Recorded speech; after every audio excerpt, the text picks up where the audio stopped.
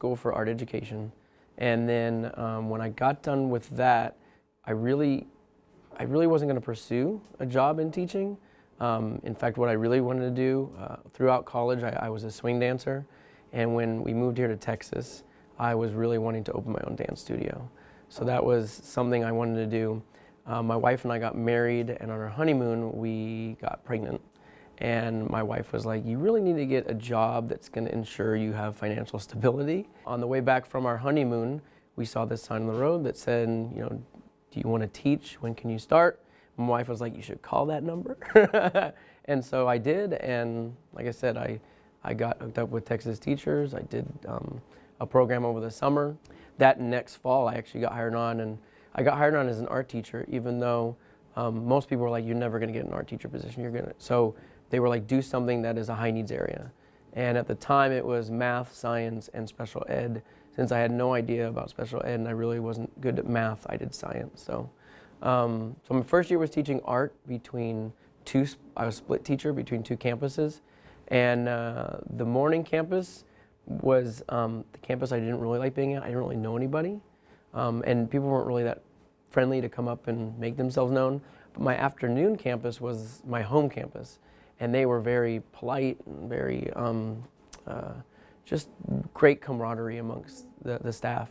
And at the end of that year, my principal came to me and said, look, your job is going full-time art to one campus. But unfortunately, it was the morning campus. So at that same time, we had 5 teachers leave in the science department.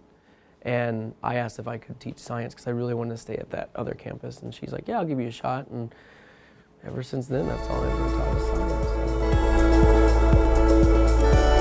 The program was basically the doorway to get in the classroom. One of the reasons we chose the program was because it was affordable and it allowed us to really make ends meet. My advice to teachers is you are hired for a reason. Your principal, whoever hired you, because they saw something in you that would benefit students. And so go with that. Like a lot of times we get afraid that like, oh, I can't do that, or what if I get in trouble? But it's when you start pushing those limits and taking risks that you really progress your teaching, your school, your district, and just how kids are engaged in your classroom.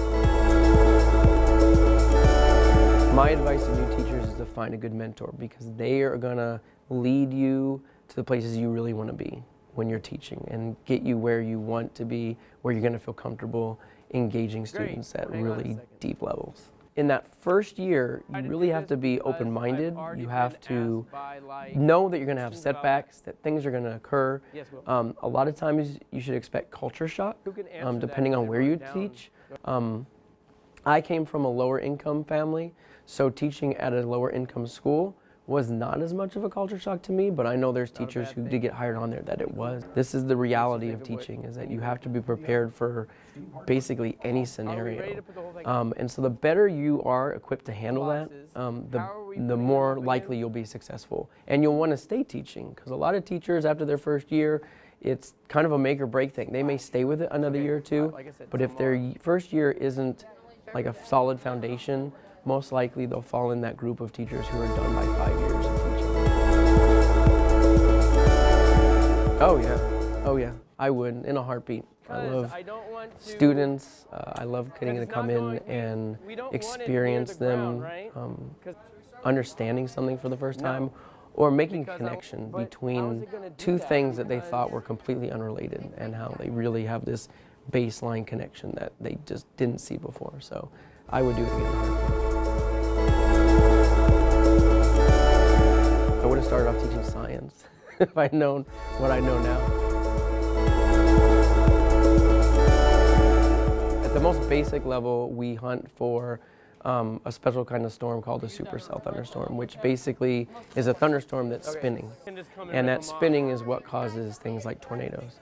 So we look and are interested in understanding why do some supercells create tornadoes and others that look exactly the same way don't.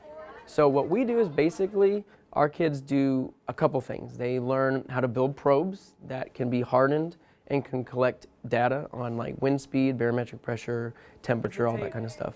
And then we have a whole nother group of students who they actually learn how to try to predict where tornadoes are going to occur. And they both work together so that when I go out storm chasing, I take the probes to try to deploy them, and then my students stay back here and they try to guide me to where they think a tornado will happen.